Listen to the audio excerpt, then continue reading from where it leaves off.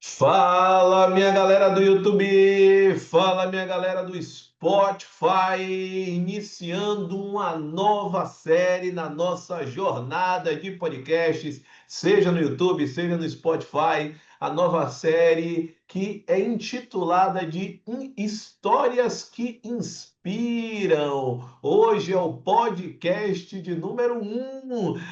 De fato, vamos trazer aspectos fundamentais ao longo desta série para que você tenha a mentalidade adequada, o mindset, a programação mental adequada para conseguir conquistar os seus objetivos de vida, dentre eles a tão sonhada aprovação. Eu sou o prof. Alan Vinícius, Master Coach, especialista em produtividade estudantil e comportamento dos estudantes. Nesta série, eu estarei com a Andira Dantas, terapeuta cognitivo comportamental, especialista em comportamento humano. Ela vai falar também, é a fundadora, junto comigo, do Acerte Concursos, fundadora também do método AV 4.4. Então, nós temos muito a falar a partir de agora. Vamos que vamos. E já para começar essa nossa série, é fundamental que você anote aí, porque esse título ele foi escolhido a dedo, que é exatamente o seguinte: a gente ouve muito, Andira, no dia a dia, as pessoas falarem assim: ai, que correria, eu estou numa correria danada, e a gente já viveu muito este processo, essa história desta correria. E o que a gente nota, e é por isso que foi escolhido a temática do episódio de hoje, que é exatamente o seguinte: você tem a sensação, então, ela existe para você, que essa vida ela está sempre num processo, ela vai, ela passa e que você não consegue ter a sensação que está indo em busca dos seus sonhos? Vamos lá, Andira, vem aqui, fala com a gente. Excelente dia, pessoal. Excelente tarde, excelente noite, a depender do horário que você esteja ouvindo esse podcast.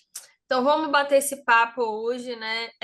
Realmente, eu acho que a maioria das pessoas comentam assim: ah, é porque hoje eu tô na correria, hoje eu tô na correria. E aí, eu, particularmente, quando eu tomei consciência do que era essa correria, eu tenho, evitado falar isso, até para não atrair. Não quero mais essa correria para minha vida. Eu já fiquei muito nessa correria e o resultado não foi positivo. Garanto a vocês que o resultado não é positivo. E acho que é um pouquinho disso, né, que a gente vai conversar hoje, essa experiência que eu tive negativa. Alan também teve uma experiência dessa negativa. E a ideia desse podcast é justamente a gente trazer essas experiências para que vocês também não passem por isso, ou se estiverem passando por isso, repensem, né? Porque sempre há um caminho. Como diz o livro de Napoleão Hill, sua única limitação é aquela que você impõe na sua própria mente. Então, se você fala que você não vai conseguir, não vai dar conta das demandas, realmente isso vai acontecer. E aí, como é que isso, né? Essa correria se deu na minha vida? A gente fundou a SEST para ser um diferencial, né? Principalmente de acolhimento. E aí a gente sempre fez questão desse acolhimento, de estar próximo ao aluno, porque a gente não acredita que só ter o material, só ter um professor, esses aspectos básicos vão fazer o aluno passar. A ideia é que ele se sentisse acolhido ali dentro, né? Como a gente vai na escola, a gente tem esse acolhimento na escola, principalmente nos anos iniciais ali. Você chega ali, você se sente acolhido, você tem ali um coordenador que te abraça, uma professora que é mais carinhosa, enfim. Então a gente queria trazer um pouco dessa experiência, né, de criança para dentro do Acerte. Então a gente sempre buscou esse acolhimento, né?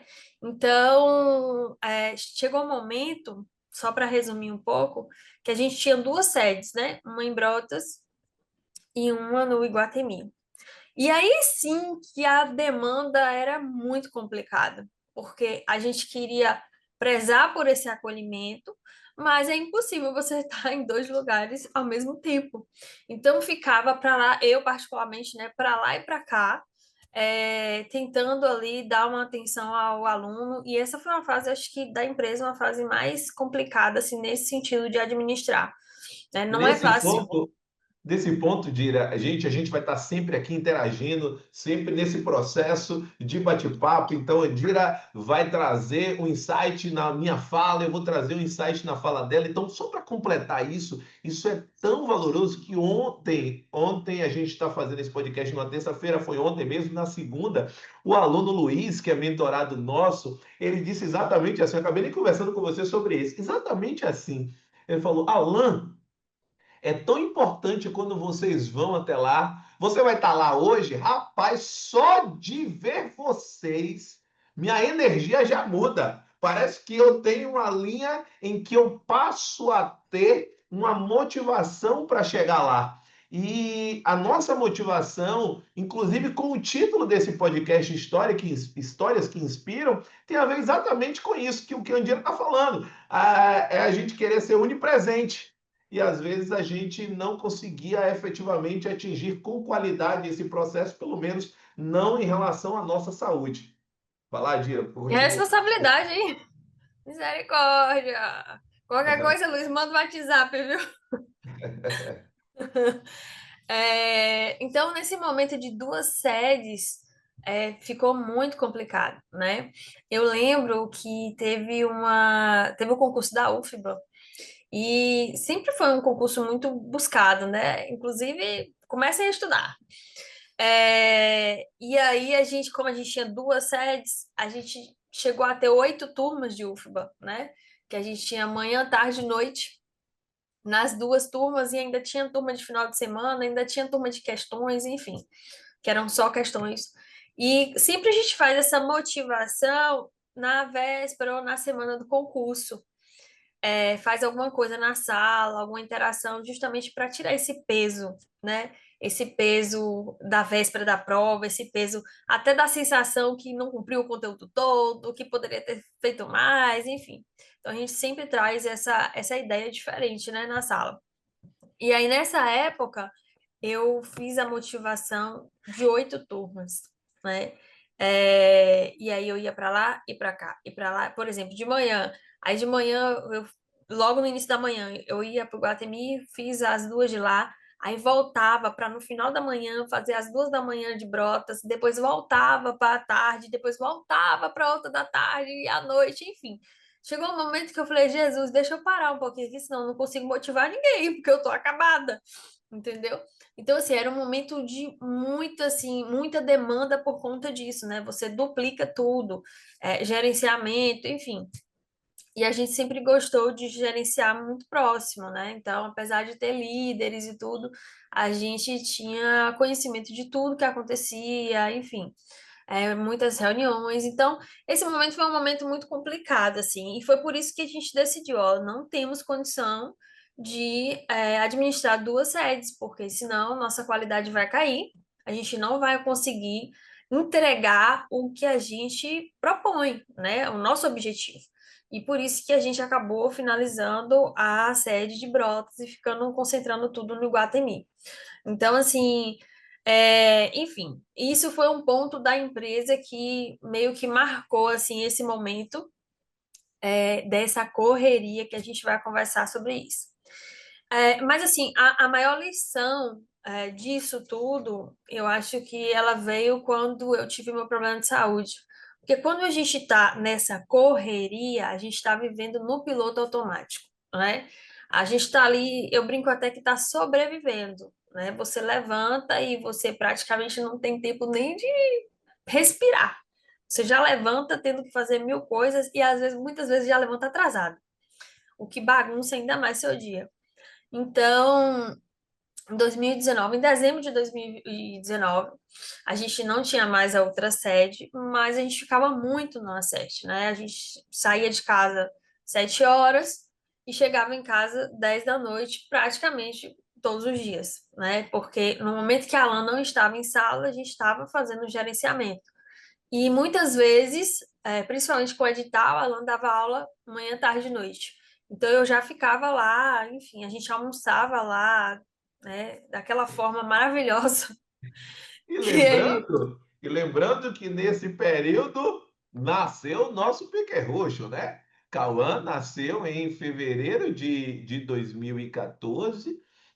Então, atrelada a uma linha das atividades profissionais, nós tínhamos efetivamente uma criança que precisava de toda a linha de acolhimento, de toda a linha de atenção, e que certamente muitas mães e muitos pais que estão nos ouvindo aqui, e que certamente, aliás, deixa eu logo dizer esse ponto, tá, Dira? Nós temos aqui um combinado com a galera.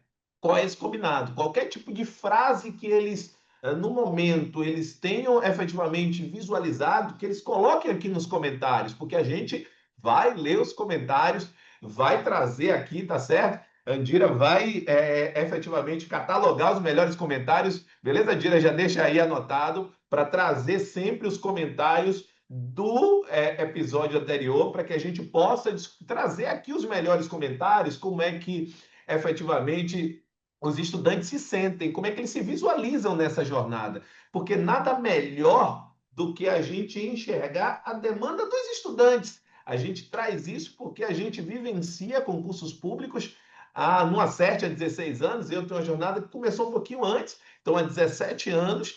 Então, a gente nota que esses mais de 15 mil alunos, esses mais de 15 mil aprovados, ou melhor, mais de 5 mil aprovados, de fato existe uma metodologia aplicada. Por que alguns chegaram, outros não? Se os dois tiveram o mesmo tipo de metodologia, por que uns conseguem, outros não? Então, o podcast ele vem com esse objetivo. Então, é interessante que agora a gente consiga contextualizar Cauã, porque a gente vai citar muito ele.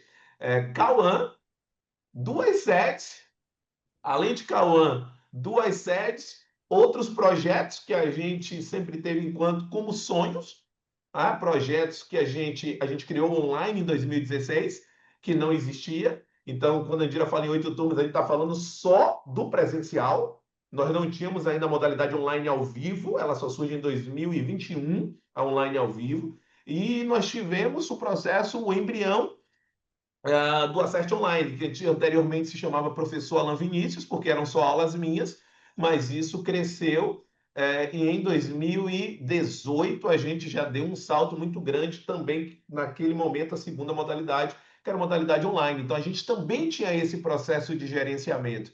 Então é interessante que a Andira vai trazer o mês de dezembro de 2019 como Esse marco. negócio de data não é comigo, você bem sabe disso, viu? Eu não gasto minha memória com negócio de data. Esqueça isso. É verdade. Olha, olha, tem alguém já se defendendo se não lembrar de data importante, viu? De namoro, Não, não lembro de casamento. data, não. O Se que que é não uma lembrar data, da né? data de É uma namoro data. e casamento. Data é um mero detalhe, né? Pois é, vai começar a ficar Agora sim, vermelha, viu, pessoal? Então, fala aí de dezembro de 2019, meses antes da pandemia, que a gente, lógico, não sabia que aconteceria. mas assim, importante lembrar que Cauã praticamente nasceu dentro do Acerte, né? Porque É verdade. eu tinha um parto previsto para março, e aí eu lembro que eu trabalhei até o sábado, no sábado ali, no finalzinho de fevereiro, né? Não, no meio de fevereiro, dia 14 para mais ou menos dia 14, né? 15, ele É nasceu em 17, então foi 15, ele 15, nasceu na isso. segunda. Eu trabalhei até dia 15 de fevereiro daquele ano. Barrigão fazendo módulo. E o parto estava previsto para março, né? Então eu tinha assim umas 2 semanas, vamos dizer assim, para me organizar. E eu lembro que eu fiz uma ultrassom no sábado mesmo, que é quando você chega, né, mais próximo, você começa a fazer mais recorrente. Em verdade, E foi na sexta, não sei se você lembra, que foi aí na sexta, e o resultado saiu sábado, não foi? não, em verdade, na sexta mesmo, a pessoa trouxe a Mas o especialista. médico só olhou, só ligou no sábado. A noite ligou para o doutor Leomar, e aí ele queria fazer no sábado, mas como sua mãe estava em Urandi, seus pais, a gente pediu para segurar até a segunda, porque você já estava perdendo líquido. eu tava perdendo líquido. E eu lembro que quando o doutor Lamar ligou, a gente tinha acabado de comer uma feijoada. E aí, a gente tinha saído do Acerte e ido almoçar no shopping. Eu tava comendo a feijoada, aí eu falei assim, gente, eu não vou parir agora de jeito nenhum. Eu acabei de comer uma feijoada, não existe isso, não vou. E aí, o parto foi marcado para segunda. Então, assim, eu fiquei com. Cauã praticamente nasceu ali dentro, né? E quando eu tive neném, eu voltei com. Acho que com uma semana eu fui no Acesse, porque eu já tava para enlouquecer dentro de casa. Eu lembro que o Acesse tinha uma escada bem grande, e até no finalzinho da gestação era muito difícil eu subir as escadas. Era quase jogando uma corda e eu fazendo assim, porque minha barriga era muito grande, eu tinha muita dificuldade de subir. Tanto é que eu subi uma vez e não descia mais. E quando eu tive Cauã, também tive dificuldade por causa dos pontos, né? Eu fiz cesárea. E aí, daquela mesma coisa, assim, mas eu tinha que ir porque eu já tava para surtar. É, E aí, Cauã praticamente nasceu lá, né? Quando eu voltei a trabalhar efetivamente, Cauã ia para o SESC, ficava lá o tempo todo. Aí eu comprei um kitzinho de socorro ali, com banheira e tudo, então ele ficava lá com a menina lá no SESC mesmo, com Maísa. E o tempo todo ali, né? Quando ele começou a ficar maiorzinho, que já não mamava tanto, isso já depois lá de 6, 7 meses, aí eu comecei a ir e voltar em casa. Mas ele praticamente morou no Acerte aí, acho que uns 4, 5 meses morou no Acerte. Então, voltando, 2019, em dezembro de 2019, a gente estava nessa vida maluca de praticamente só dormir em casa mesmo. E alguns sábados a gente trabalhava também, né? Porque sempre tinha aula e tinha aulão, enfim. Então, a gente tinha apenas o domingo para descansar e ainda dar atenção a Cauã, porque praticamente a gente não via Cauã, né? A gente chegava, Cauã estava esperando para dormir, e quando a gente saía, ele ainda estava dormindo. Eu acho que isso hoje é o que mais pega, assim, para quem é mulher, quem é mãe, né? De você, de certa forma, não ver seu filho crescer ali, não acompanhar de perto as fases. E aí, quando chegou em 2019, em dezembro de 2019, a gente continuava com essa vida, tá? E eu fui comer, sempre comi muito assim, errado no sentido assim de comer rápido, de não parar para almoçar, de comer em cima do computador, afastava o computador, almoçava ali, às vezes respondendo alguma coisa. Sempre assim, não parava para lanchar, não comia certo. Depois, quando já estava quase desmaiando, lembrava de comer. E aí eu cheguei em casa tarde da noite, né? Desse dezembro, que eu não me lembro o dia, acho que foi dia 3, não foi? 3 de dezembro. Foi. 3 de dezembro. Ó, tá vendo? 3 de Olha, dezembro. tô Chegamos, melhorando, tô ó. melhorando. Estamos evoluindo, estamos Porque é evoluindo. aniversário do meu avô, só por isso que eu. Não ia É, dizer, mas já que você disse. não, mas dá a César o que é de César. E tava lá, É, você lembra, no dia tava lá, Binho, que é o padrinho de Cauã, e a sim. esposa dele. Você estava conversando com a Adriana até. E a gente tava comendo, eu tava comendo, mastigando assim, daquele jeito maravilhoso de mastigou, engoliu ali na mesma hora, sem saber nem o que que mastigou. E eu engasguei, né? Eu engasguei. Eu já tava com uma certa dificuldade de engolir, sabe? Como se você tivesse com a garganta ali meio que doendo, meio inflamada, e que você tem uma dificuldade de engolir. E eu engasguei. E naquele momento eu dei aquela engasgada assim e parei de comer. E eu lembro que a gente chegou a ligar para a Vitalmed, eu tava bem, eu não fiquei sufocada nem nada, mas eu acho que, como eu não tinha mastigado direito, acabou machucando, né? E eu fiquei com aquele incômodo.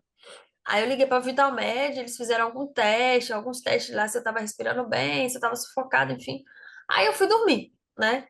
Aí no outro dia, eu lembro que Alan saiu cedo, ele tinha aula e eu fiquei, né? Porque eu iria só mais tarde.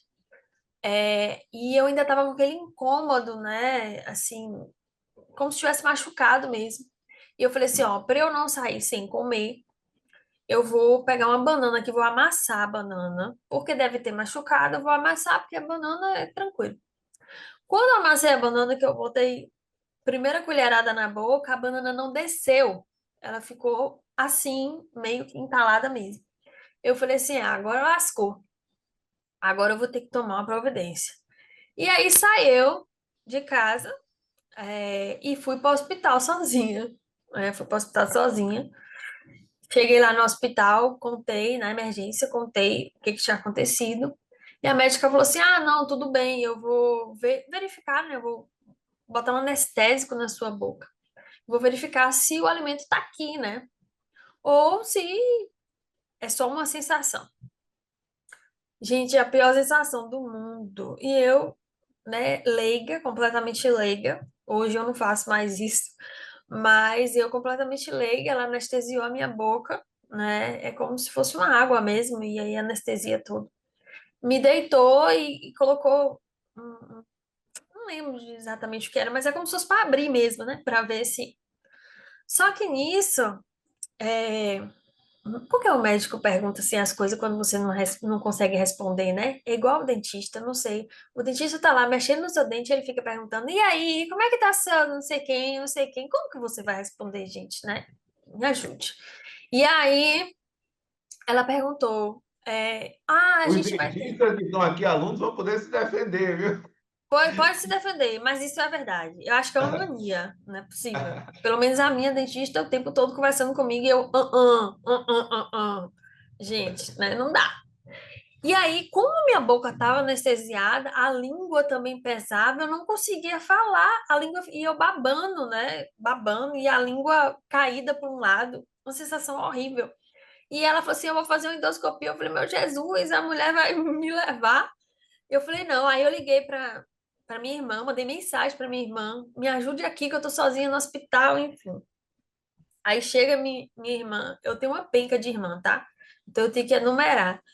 É, chegou Bartira para ficar comigo lá e Maíra, que é a mais velha médica. Aí quando liga para Maíra, Maíra fala assim: "Não, traz ela para cá". Maíra estava no hospital, em outro hospital. Eu fui. Aí fiz a endoscopia nesse outro hospital e quando o médico, eu acordei, né, da anestesia, o médico falou assim para mim: "Como que você deixa chegar numa situação dessa?" Aí eu ainda grogue, eu falei: "Hã? Que situação? Deixar o quê?" Então, qual a moral da história? Meu esôfago estava sangrando, né?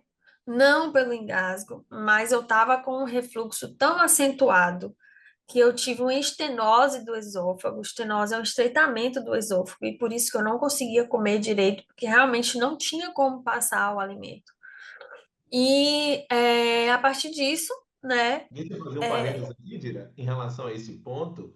Gente, em casa, a gente, tanto eu quanto o Cauã, principalmente nessa linha deste péssimo hábito que a gente tinha no cenário pré-pandêmico, que era de comer, como a aula acabava às 10 horas, eu chegava em casa e ao chegar em casa, Cauã estava esperando e eu ainda ia comer, tá?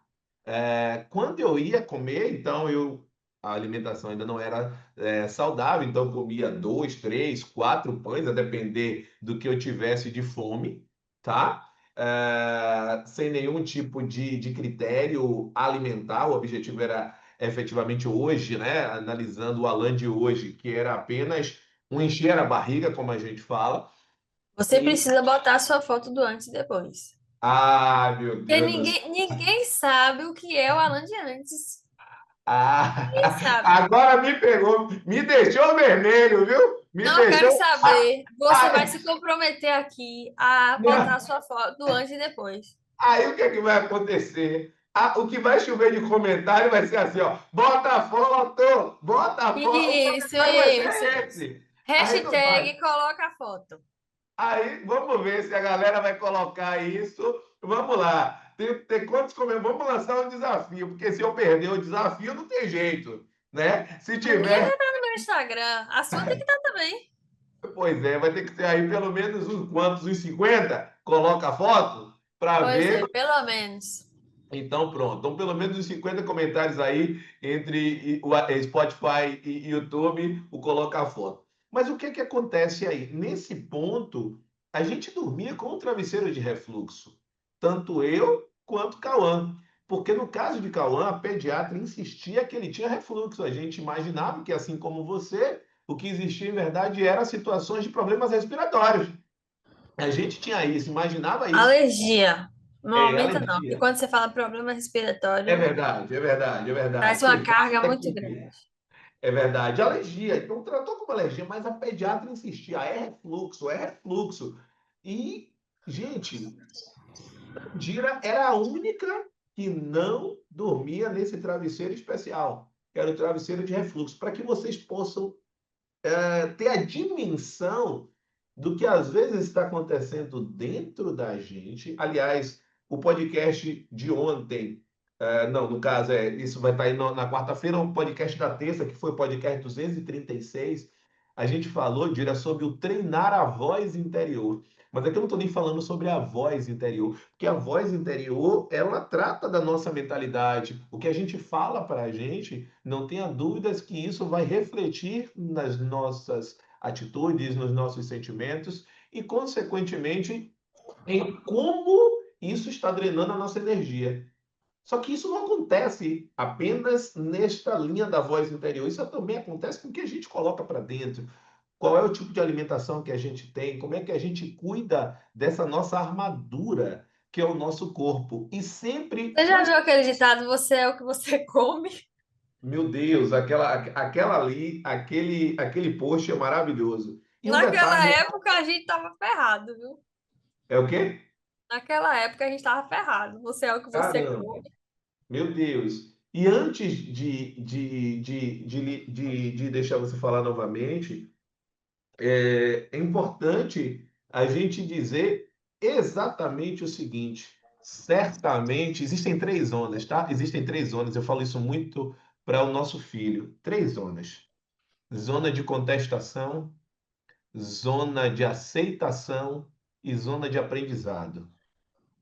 Quando a gente ouve inicialmente uma informação que vai se contrapor a algo que a gente tem, qual é a primeira coisa que vai falar? Certamente um bocado de gente está falando assim: ah, se você soubesse como é a minha vida. Ah, se você soubesse como minha vida é cheia de atividades. Ah, se você soubesse. Esse se você soubesse é como se fosse um trunfo. Se você está falando isso, você está na zona de contestação. Depois da zona de contestação, vai surgir a zona de aceitação. Que é quando você diz assim: caramba, e essa vida que eu tenho levado vai levar à realização dos meus sonhos? Essa vida que eu tenho levado, será que é o melhor para mim? Aí você está entrando numa zona de aceitação, no sentido de que é possível que o que você esteja vivendo não seja o melhor. Até você chegar à zona de aprendizado, que é como quando você começa a colocar em prática novos hábitos para que você possa passar a ter uma realidade diferente. E foi exatamente o que aconteceu com a Andira. Quando ela falou, se alguém falasse para ela: Andira, você tem refluxo. É o que ela ia dizer? Que nada, que refluxo. Quem tem refluxo lá em casa é a Alain Cauã. Só que no caso dela, o nível É. foi diferente. Por E favor, assim, continue. eu fui sempre tratada como uma paciente muito alérgica, né? A alergia respiratória, sinusite, rinite, todas as ites do mundo. Inclusive, cheguei a fazer tratamento de vacina para esse tipo de rinite, né? Principalmente a mudança de tempo, essas coisas assim. É, então, ninguém, nenhum médico nunca me solicitou, vamos fazer uma endoscopia aqui só para ter certeza que é só sinusite, rinite, seja lá o que for. E aí, meu esôfago estava sangrando. Para resumir um pouco a história, eu realmente não conseguia comer mais, né? Não conseguia, estava totalmente fechado. Acho que depois que machucou, aí que ele fechou de vez, né? E essa questão da estenose não é do dia para a noite, tá? É uma coisa de, às vezes, até anos. Só que, como eu tô dizendo, como nunca foi cogitado isso, não tinha como saber. E aí eu lembro que no primeiro médico que eu fui, né, ele, a bênção, falou assim: Você sabe que esôfago você só tem um, né? Como quem diz assim, querida, você tá com o pé na cova, né? Porque se o seu esôfago não tá funcionando, a cova te espera. Aí eu falei assim, eu sei, doutor, e tal, assim, né? Toda assim, debilitada. E ele falou assim, vamos fazer uma cirurgia. Aí a gente saiu de lá do consultório e eu falei assim, não volto nesse médico mais nunca na minha vida. E aí realmente a gente não voltou. Conversei com minha irmã, e ela falou assim, ó, cirurgia nem pensar. A estenose de esôfago, com o esôfago sangrando, se você faz uma cirurgia para alargar, você provavelmente vai gerar uma hemorragia, né? Porque ele já está sangrando. Você vai colocar um tubo ali e alargar ele, forçar ele, para que a pessoa volte a comer normal. E Ele nem pôde fazer biópsia, lembra? Nem pôde não fazer fez na nem época. não, podia tirar nada, porque já estava sangrando. E aí, se você faz uma cirurgia dessa, a probabilidade de você bater a cachuleta é bem grande, porque você faz uma hemorragia ali num tecido que é muito fino, onde você não consegue conter essa hemorragia, não é um lugar assim, vamos dizer assim, de difícil acesso. E aí a gente não fez, né? Vamos esperar o organismo, né? A partir do momento que você muda a alimentação e tal, vamos esperar o organismo até mesmo a medicação fazer efeito. O fato é que isso não é do dia para a noite. Veio a pandemia. Eu me tornei uma paciente de risco, porque a imunidade totalmente baixa, né, por conta da situação toda. Eu emagreci demais, eu não comia nada. E aí, quem já fez bariátrica ou conhece alguém que fez, eu fiz um pós-tipo de bariátrica. Eu comia a comida batida e coada, e era uma quantidade de um pires, e aí eu teria que comer de 2 em 2 horas, sempre, porque senão a hipoglicemia era certa. Então, eu colocava muito leite condensado na boca, porque eu passava muito mal. E, e aí fui comendo assim, né? Eu passei muito tempo comendo assim, depois eu fui evoluindo para comida só batida, depois a comida amassada, mas isso não foi do dia para a noite, isso perdurou aí quase um ano, né? Eu fiquei quase um ano nessa, então eu emagreci 25 quilos. Obviamente que quando aconteceu o meu problema, por todas essas questões de vida que a gente levava, eu estava acima do peso, e além de estar acima do peso, eu estava inchada mesmo, inchada, com o rosto deformado, por conta das alimentações, excesso de comida industrializada, enfim, muito sódio, né? E eu acabei, né, perdendo 25 quilos, e ficando muito Não, debilitada fale de nesse novo. Fale de novo quantos quilos você perdeu. 25. 25 quilos. Em 20 menos de um ano, né? É muito rápido. Menos de um no ano. meio da pandemia, gente, cabe ressaltar, tá? Eu fiz novamente, né, a endoscopia, lá pro agosto, por aí, setembro desse mesmo ano, né? Eu já tinha condição de fazer endoscopia. É a É, mesma. ainda estava, né, obviamente cicatrizando, mas já estava bem melhor. Eu já estava conseguindo me alimentar de algumas coisas, assim, batida e tal. E engraçado, né, que a gente vai aprendendo.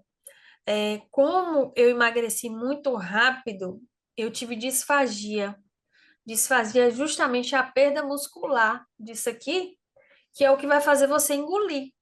Então, quando chegou um determinado momento, eu Vou conseguia. interromper aqui só uma coisa, porque tem gente que está pelo Spotify, e às vezes a pessoa está correndo na academia, você mostrou isso aqui, mas tem gente que não vai estar nos vendo, vai estar só nos Pronto. ouvindo. A Então, ó, deglutição mesmo, né? A língua, ela ajuda a gente a deglutir. Então, quando você perde músculo, é igual na academia, você fica mais frágil. Então, eu não conseguia, é como se eu não tivesse força de empurrar o alimento para dentro. Por quê? Porque eu perdi músculo. E é uma coisa tão interessante que um dia eu contei a minha história pelos stories lá no meu Instagram, e tanta gente falou comigo assim, Andira, eu não sabia que refluxo era tão grave. Gente, refluxo é uma coisa que não tem cura. Você tem controle. certo? Mas se você não controlar, ele pode sim ser uma doença muito problemática, né? Por quê? Porque ele vai acarretando essas outras questões. E aí, eu não conseguia engolir o alimento. Eu tive que fazer fono, e por isso que eu trouxe Marina, né? Marina virou uma parceira nossa, que é a minha fono. Eu digo que ela que me ajudou a engolir de novo. Ela é especialista em disfagia. E a gente traz ela aqui pelo menos 3 vezes ao ano para fazer esse curso para pessoas, né, relacionadas à área ou quem tem interesse nessa área. E essa questão da disfagia é mais desconhecida ainda. Porque até no idoso, ela é muito frequente, o gostar, ai, tô engasgando. Ah, é com a idade. Sim, é a idade, né? A perda muscular do idoso, ela é normal. Mas isso tem uma melhora, porque quando você faz os exercícios, igualmente na academia, você melhora o músculo, você fortalece. Então, na fono, você consegue fortalecer esse músculo para você voltar a engolir normal, né? Só que isso não é do dia para a noite. Assim como a gente vai para academia e não volta bombada, isso não é do dia para a noite. É um processo muito lento que tem que ter muita paciência. Então, só para vocês terem noção do que era a minha vida, eu não conseguia beber água. Eu bebia água na colher. E um dia eu virei para Alan, não sei se ele vai lembrar disso. Um dia eu virei para Alan e falei assim: será que um dia eu vou conseguir beber um copo de água? Né? Eu nunca gostei de beber água, tá? Só que naquele momento, a única coisa que eu queria era pegar um copo de água e beber. Como a gente diz assim, de guti-guti, virar um copo de água, eu não conseguia. Eu tinha uma sede, né?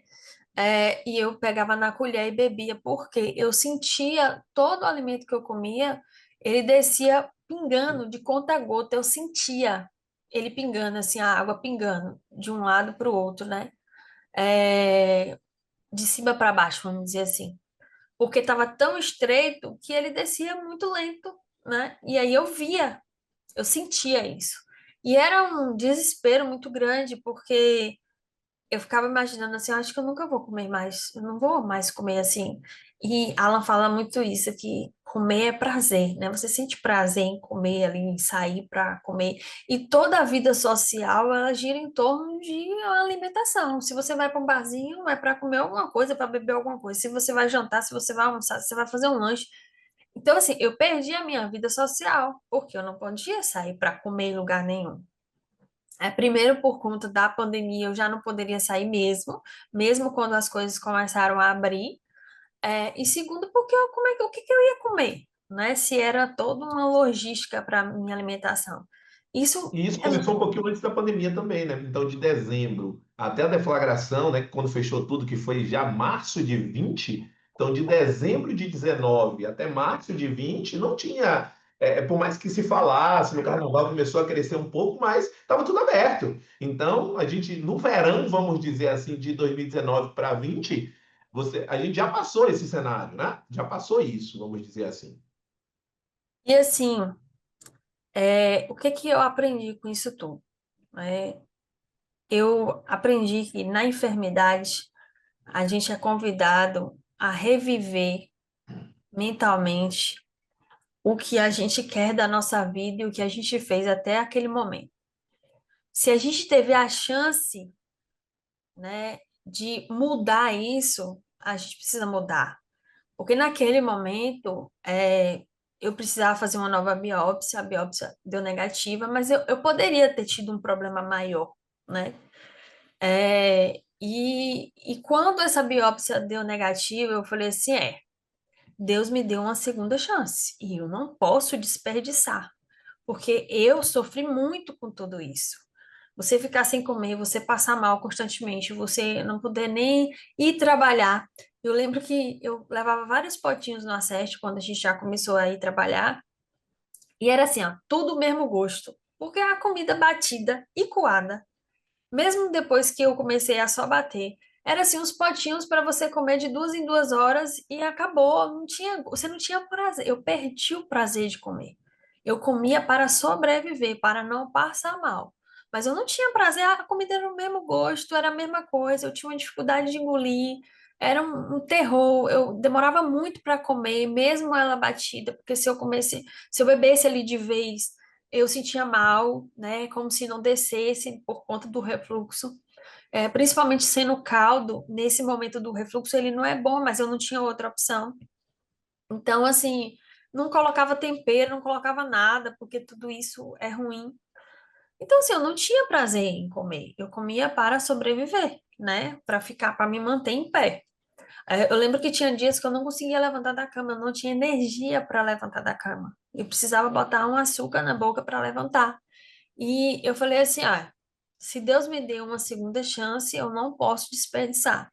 Só que a gente falando assim parece até fácil, mas não é fácil, né?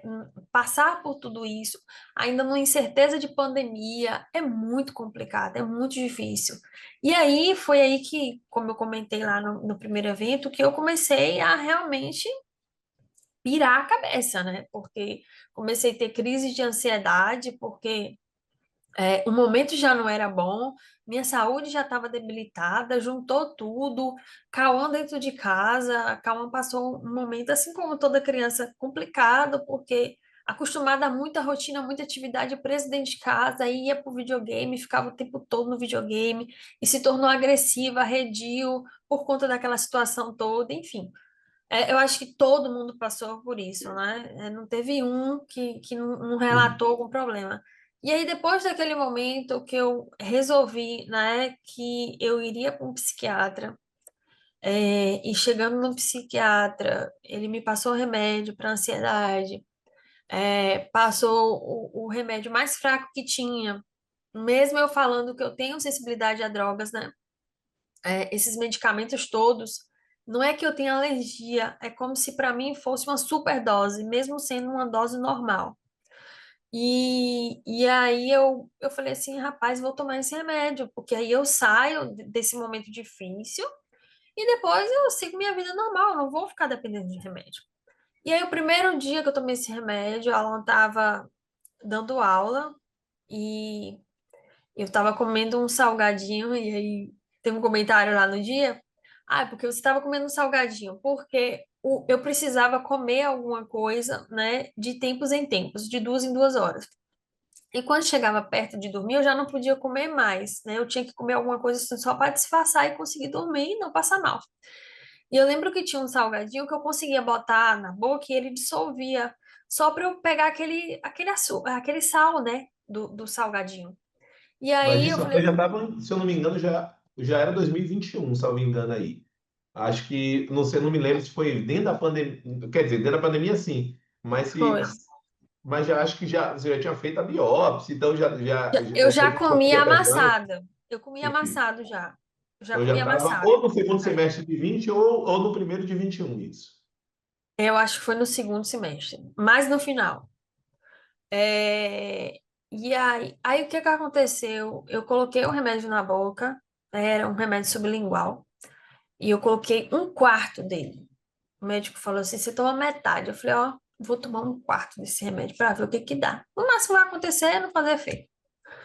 Eu dormi, eu não sei como é que eu fui para cama, né? Eu lembro que a última lembrança que eu tenho é eu segurando o saco de salgadinho e meio que caindo assim pro sofá. Como se eu tivesse realmente tomado uma coisa bem forte, vamos dizer assim.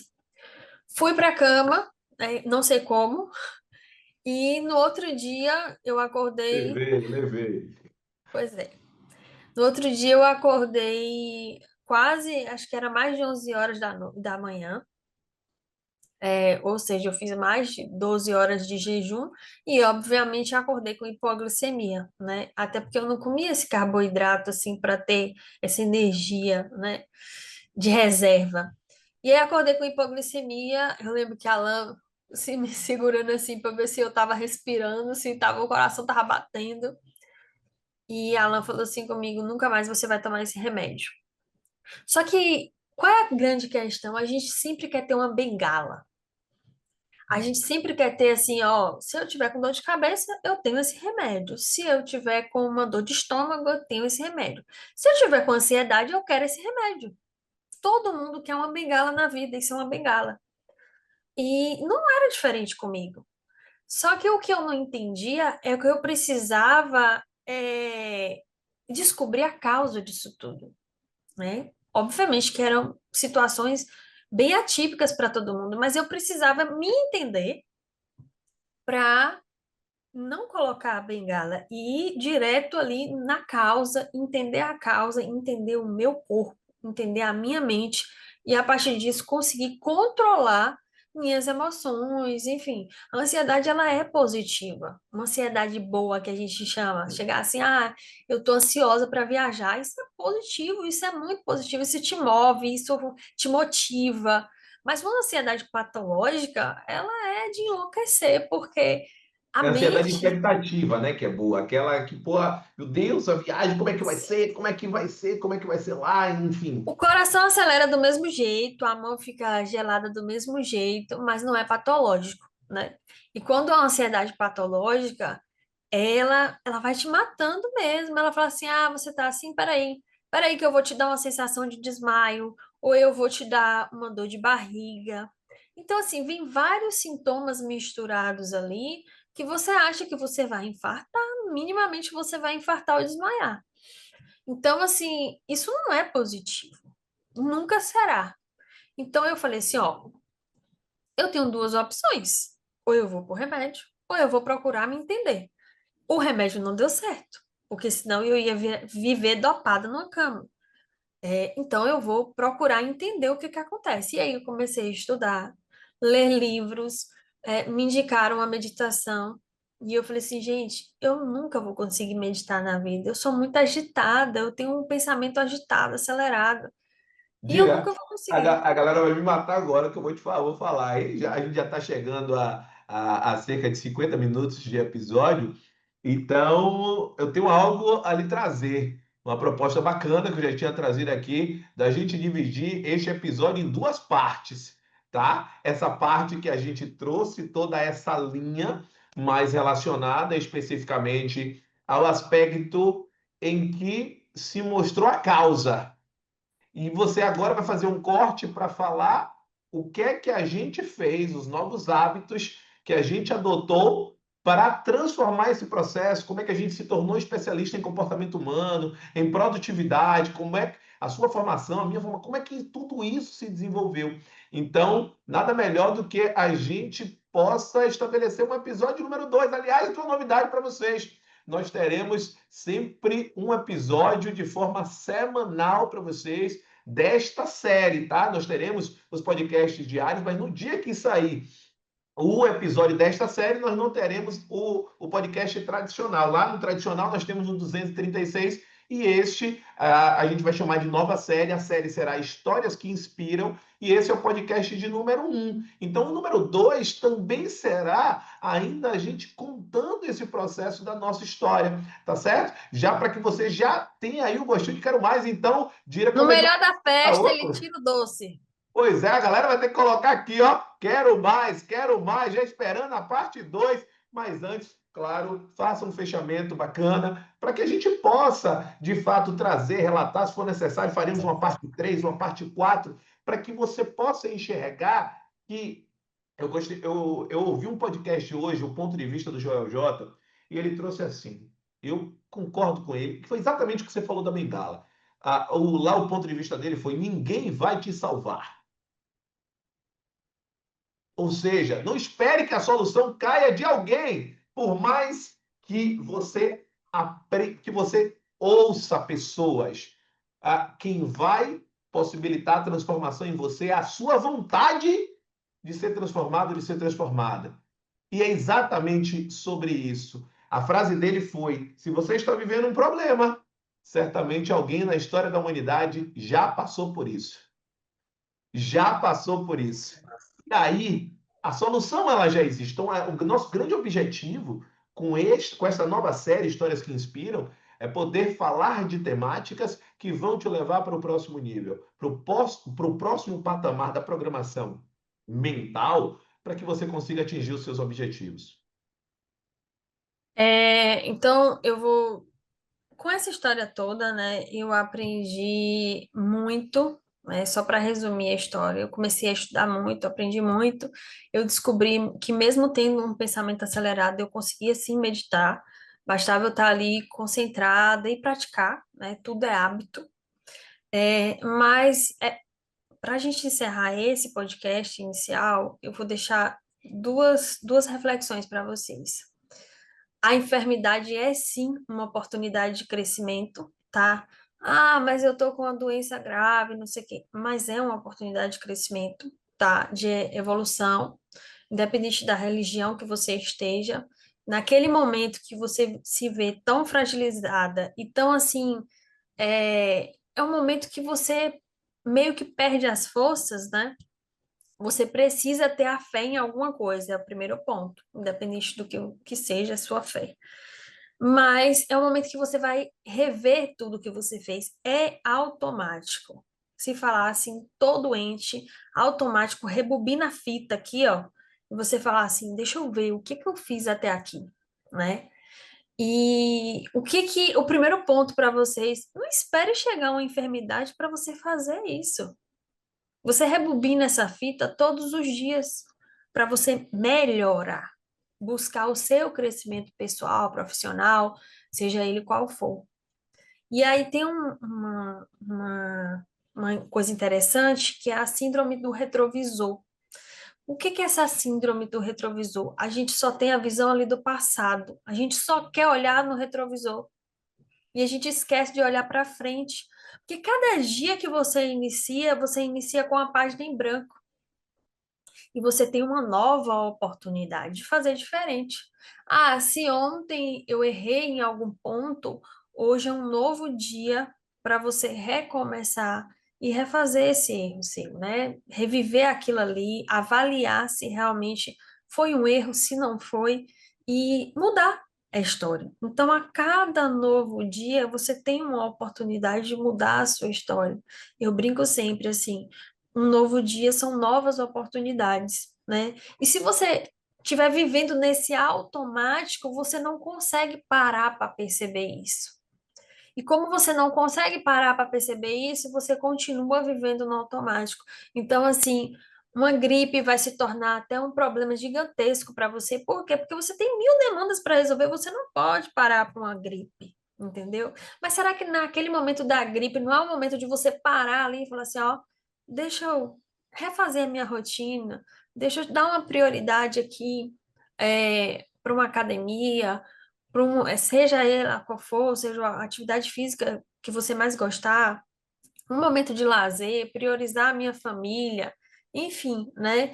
De você viver e não sobreviver.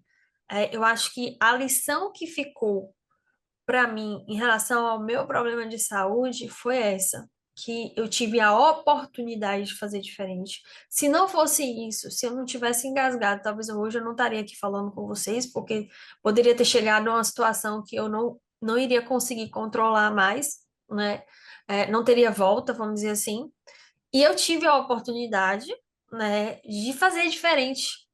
Eu tive essa segunda chance, e nessa segunda chance eu falei assim, eu não vou desperdiçar. E tem um ditado que eu falo com o Cauã sempre, por conta das ações sociais que a gente faz e tal, e eu sempre envolvo ele nisso.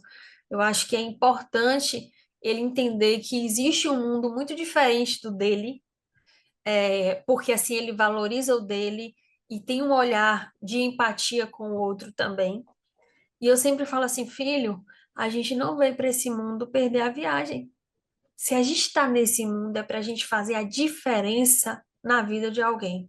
E isso eu carrego muito assim dentro de mim, e é uma coisa da família, de ter esse olhar carinhoso e empático com o próximo, porque realmente a gente não veio aqui perder essa viagem. Se a gente está aqui hoje, é porque algo a gente tem para contribuir, né, para doar para o outro, seja uma palavra de afeto, seja um abraço, seja um sorriso e também para aprender. E quando a gente tem essa oportunidade, né, que Deus nos permite essa oportunidade de falar assim, ó, vá lá e agora faça diferente e você não aproveita, isso sim é um erro assim incalculável, né? Então todos os dias a gente tem essa oportunidade, a gente não precisa chegar na enfermidade para reviver tudo isso. Cada dia, no momento que você acorda, Você para ali 2, 3, 4, 5 segundos, o quanto tempo você estiver, para botar uma música, quem sabe ali uma música de relaxamento ou a música que você gostar, para agradecer por mais um dia que você esteja ali, agradecer pela oportunidade que você tem e ter a força que você precisa para reescrever a sua história todos os dias. É essa lição que ficou para mim do meu problema de saúde e é isso que eu carrego até hoje, como lema de vida. Perfeito, bacana. Nós falaremos na parte de número 2 deste, a gente vai avisar pelas redes sociais. Então, para quem não segue ainda o professor Alan, @prof.alanvinicius no Instagram, diga aí a sua rede social para que a galera possa também ter acesso aos seus conteúdos. É extremamente importante, a gente vai falar isso na parte 2 sobre o que efetivamente você traz no seu dia a dia, e não só isso. Será que, enfim, em algum momento esse projeto tem que sair, tá? Aquele livro que a gente já tem até título, mas isso é um projeto para o futuro. Abafa! Futuro, projeto para o futuro. Andira Dantas. Andira Dantas. Então, quem não segue ainda, Andira, segue, tá certo? Professor Alan Vinícius, @prof.alanvinicius. E na próxima semana nós teremos o episódio de número 2 do nosso podcast Histórias que Inspiram. Vamos falar da parte 2 sobre esta temática tão importante. Se você tem a sensação de que a vida passa e que você não tem saído do lugar. Grande abraço, gente. Valeu! Tchau, Tchau, tchau. tchau!